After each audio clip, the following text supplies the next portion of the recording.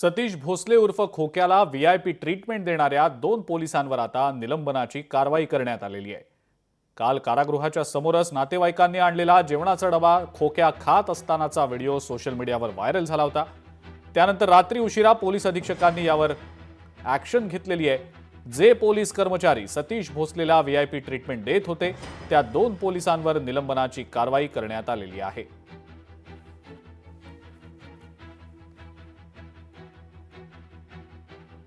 बीडमध्ये जो खोक्याबाई आहे त्याला आता जेलमध्ये व्हीआयपी ट्रीटमेंट मिळत आहे, कसं पाहता? कोणत्याही कायद्याला व्हीआयपी ट्रीटमेंट मिळू नये बस। कोणत्याही कायद्याला व्हीआयपी ट्रीटमेंट मिळू नये बस। आता वाल्मिक कराडांच्या बाबतीत आम्हीच तो मुद्दा आणला होता की त्यांना व्हीआयपी ट्रीटमेंट दिली जाते आणि कदाचित आताही दिली जाते।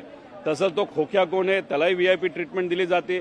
आता कोरटकरला सुद्धा जेलमध्ये जेव्हा टाकलं जाईल तेव्हा कोरटकरला दिली जाणार आहे। म्हणजे हे सगळे कार्यकर्ते सत्तेतल्या लोकांचे आहे, फक्त लोकांचा विरोध असल्यामुळे लोकांनी हा विषय हातामध्ये घेतल्यामुळे त्यांना जेलला जावं लागलं आहे। आणि अशात जर अशी व्हीआयपी ट्रीटमेंट या सगळ्या गुन्हेगार लोकांना दिली जात असेल तर हे दुर्दैवी आहे।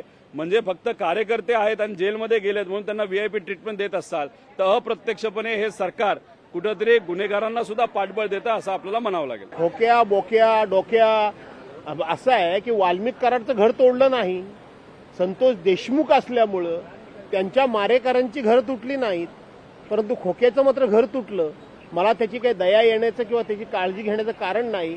त्यामुळं त्याची घरं दारं तोडून त्याच्याकडून काय वदवून घेतलंय म्हणून त्याला ट्रीटमेंट दिली जात असेल मला माहीत नाही, पण निश्चितपणे काहीतरी त्याच्याकडून वदवून घेतलं गेलं असावं। जिल्हा कारागृह परिसरामध्ये जे कथित व्हिडिओ व्हायरल झालेला आहे त्यामध्ये जे 2 अंमलदार आहेत त्यांचं वर्तन, त्याचप्रमाणे ठाणेदाराचं वर्तन हे अत्यंत अशोभनीय आहे।